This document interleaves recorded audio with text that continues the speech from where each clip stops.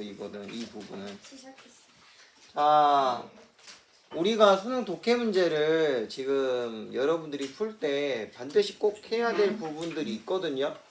그러니까 여기 나와 있는 18, 19, 20번은 듣기 문제 할 때 같이 처리를 해야 돼요. 그래서 처리하는 여러분들이 이제 최종적으로 방법들을 여기다가 이렇게 선생님이 써놨습니다. 그러니까 처음에 선택지 1, 2, 3, 4, 5에 있는 술부를 먼저 읽고, 그리고 그 내용을 어디부터 읽으라고요? 중반부부터 읽으라고. 근데 그 중반부라는 게 여러분이 애매하잖아. 이 말은. 그러면 여기 보세요. 서신의 처음부터 글의 목적을 언급하지 않으니까 가장 많이 할 수 있는 건 뭐냐? 부사나 접속부사가 등장하면은 거기부터 읽으면 돼요. 그러니까 부사라는 거는 한 단어짜리 부사도 있지만, 예를 들어서 구로 된 부사일 수도 있잖아. 그런 부분들은 뭐라고 해야 되나? 하우에버도 여러분 충분히 나올 만한 거죠? 예. 얘도 충분히 나올 수 있고, 그리고 뭐 말을 어떻게 해야 되지? 게다가 이렇게 할 때 이런 부분도 나올 수도 있고, 그러니까 이런 것들이 다들 어떻게 보면은 접속 부사에 해당하는 거고, 그 다음에 부사라는 거는 뭘 말해? 그 시점부터 그러면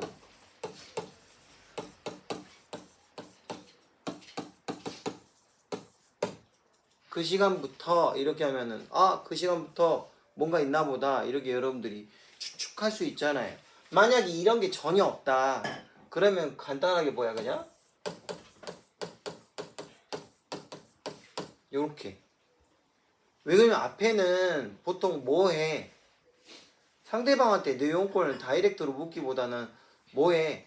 그동안 잘 지냈어요? 뭐 어쨌어요? 뭐 이거 뭐 예를 들어서 상품 같으면 상품에 대한 클레임을 말하면 내가 여태까지 몇 년 동안 상품을 써왔는데 그동안 잘 사용했습니다. 이런 거 말해줘야 될 거 아니에요. 그리고 난 다음에 뭐 해야 돼요? 예, 용건을 말할 거 아니야.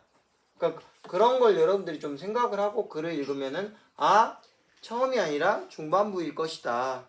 추정은 해요.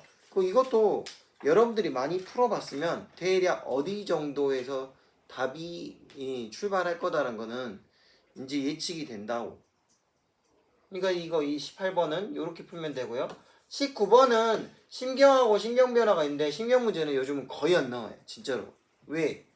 심경이 글 자체 하나만 있는 경우가 정말 뭐해? 드물어. 그러기 때문에 심경 변화로 많이 해요. 이게 뭐해? 소설 쓰다 보면 요즘 소설은 다 뭐해? 옛날 소설도 마찬가지지만 한 페이지 안에서 심경 변화가 확 일어나는 부분들이 많거든요. 그게 시험에 출제하기도 편하고, 그래서 심경 변화 쪽으로 많이 나오는데 앞에 것보다는 어디다 포인트를 두라고요? 뒤에 거야. 그래서 전체적인 텍스트에서 뒤쪽을 본다. 그렇게 생각하면 되시고, 그 다음 조금만 올려주세요. 자, 이번에는 필자의 주장입니다. 20번.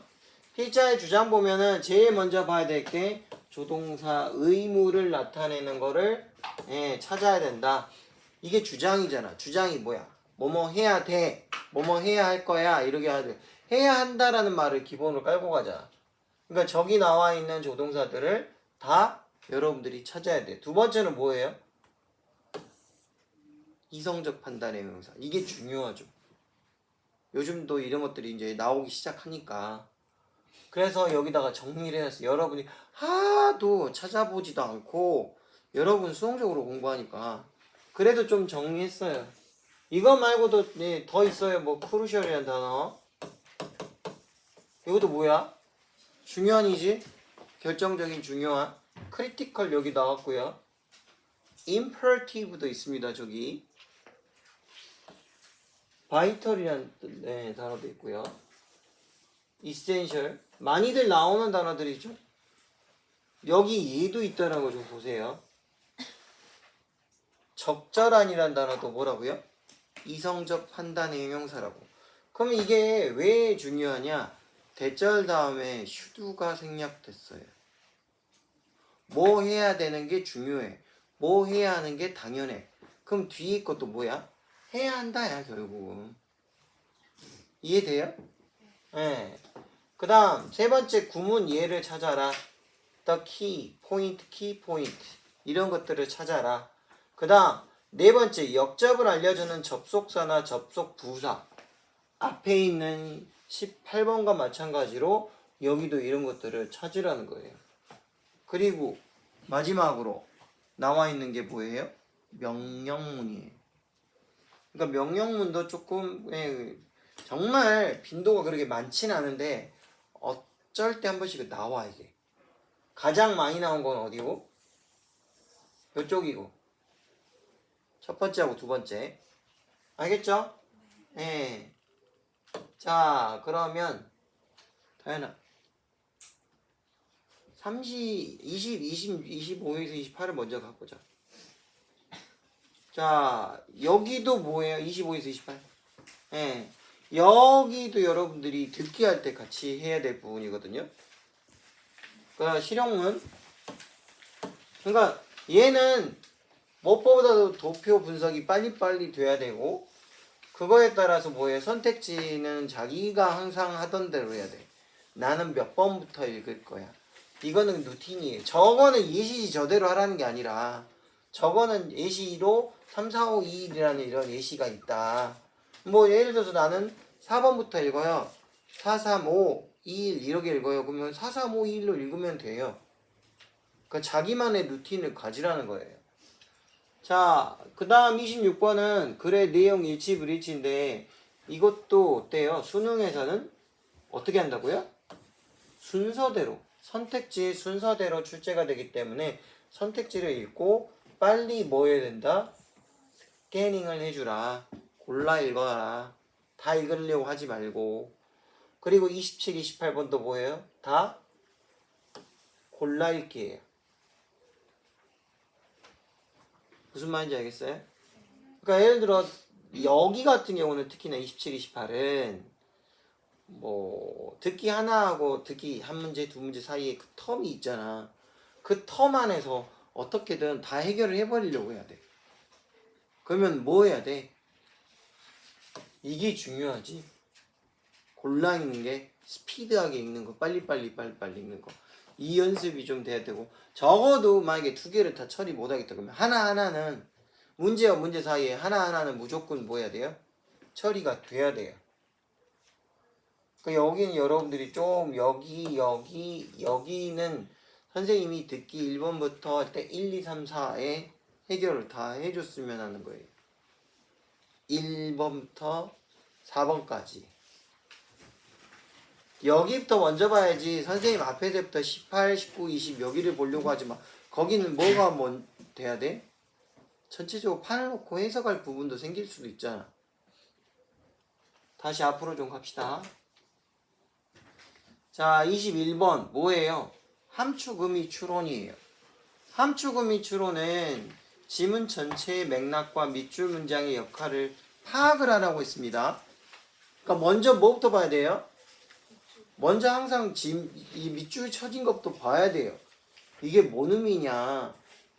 그리고 난 다음에 반복되는 내용이 안에서 나오거든요.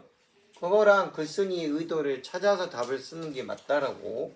그러면 얘는 풀이 단계는 이렇게 세 단계가 있습니다. 첫 번째는 지문 전체의 내용을 빨리 파악하는 거고 두 번째는 뭐야? 밑줄이 쳐진 곳은 거기를 봐야지. 그 다음 세 번째는 반복적으로 계속 내용들이 반복된 게 있다면 그걸 찾아야 되는 거고 그 다음에 예전에는 많이 나왔는데 격언이나 속담 내용들 그런 부분들이 등장을 했어요. 요즘은 많이 나오질 않아요. 요즘은 그냥 뭐예요? 비유적인 그 표현들이 많이 나오죠. 그러니까 그런 부분들만 잘 보시고요. 이 아래 내용들은 여러분이 조금 더 꼼꼼하게 보세요. 알겠어요? 네, 여러분 직접 읽어봐야 됩니다. 꼭 넘겨주세요. 자, 그리고 난 다음에 봐야 될 주의사항과 팁이 있네. 번역하려고 하지 말고 뭐 하라고요? 의미 파악을 하라고. 그러니까 필자의 의도를 파악하는 게 왜 여기다 밑줄 그어놨지? 이게 중요하지. 계속 번역하고 있어. 그럼 무슨 의미가 있을까요? 여러분 뭐 저기 그거 뭐지 통번역 대학원 가는 게 아니잖아. 어떻게 되지? 내가 뭐만 하면 돼. 밑줄 쳐진 거의 의미를 빨리 파악하고 답을 골라내면 되잖아요. 그 다음 두 번째, 밑줄 문장만 보지 말고 전체 문맥을 꼭 봐야 된다. 세 번째는 뭐 해라? 요렇게 꼭 해봐라. 이 문장이 진짜 말하고자 하는 바가 뭐냐. 그러니까 밑줄을 읽을 때는 항상 그것부터 생각을 해야지. 자, 얼마 남지 않은 기간 요거는 좀 반복을 해야 됩니다. 본인이 여기가 약하면은. 예. 올리세요.